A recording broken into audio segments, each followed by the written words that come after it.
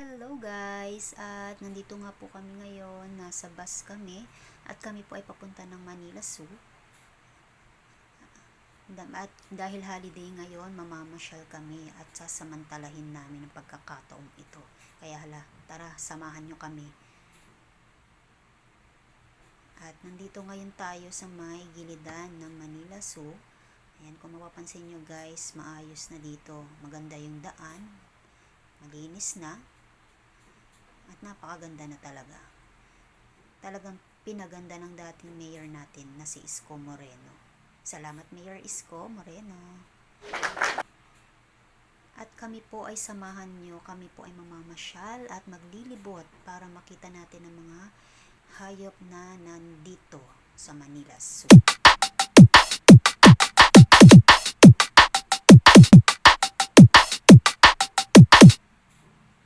At ayan, nandito na tayo sa may harap, sa may tapat ng Manila Zoo. Yan, parking lot yan guys. Kaso kami, wala po kaming sasakyan, kaya wala po kaming ipapark dyan. At ito nga po, ayan, nakikita niyo yung harap. Yan, di ba, napakaganda at malinis. At dito sa gilidan, may makikita kayong display ng malaking giraffe. Hindi yan totoo guys ha. Yan, maraming pumunta ngayon dahil holiday. Yan, ang daming tao ngayon. At ang una natin makikita guys ay ang elephant. Eto, ayan. Napakalaki ng elephanteng ito. Kasi hindi siya malapitan. At nga po, yun nga po, lakad tayo dito. Talagang kailangan maglakad.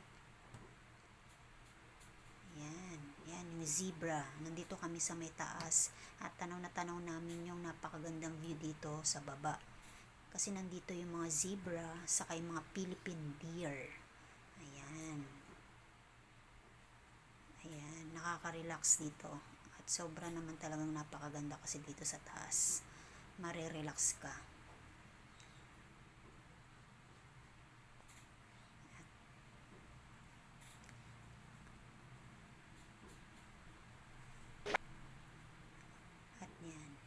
Tayo ay maglakad, lakad lang tayo guys para malibot natin ang buong Manila Zoo.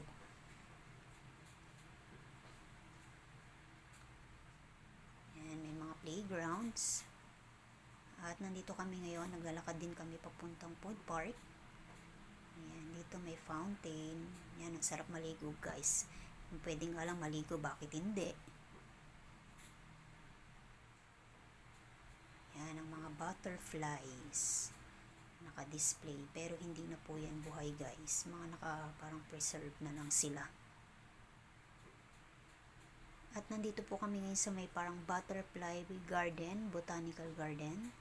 May mga butterfly dito pero bawal mo silang hawakan. Pwede mo tingnan pero bawal hawakan syempre. Baka matakot sila sa akin eh.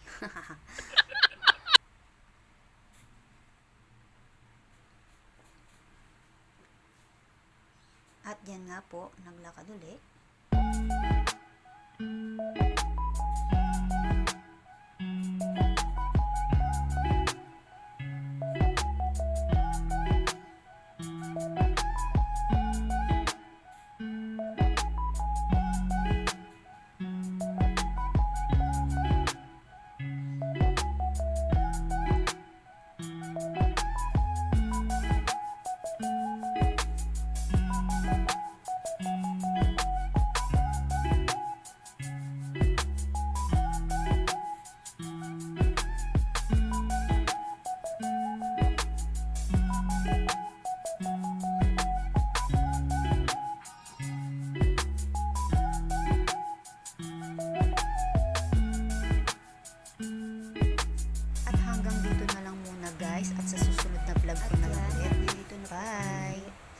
Park.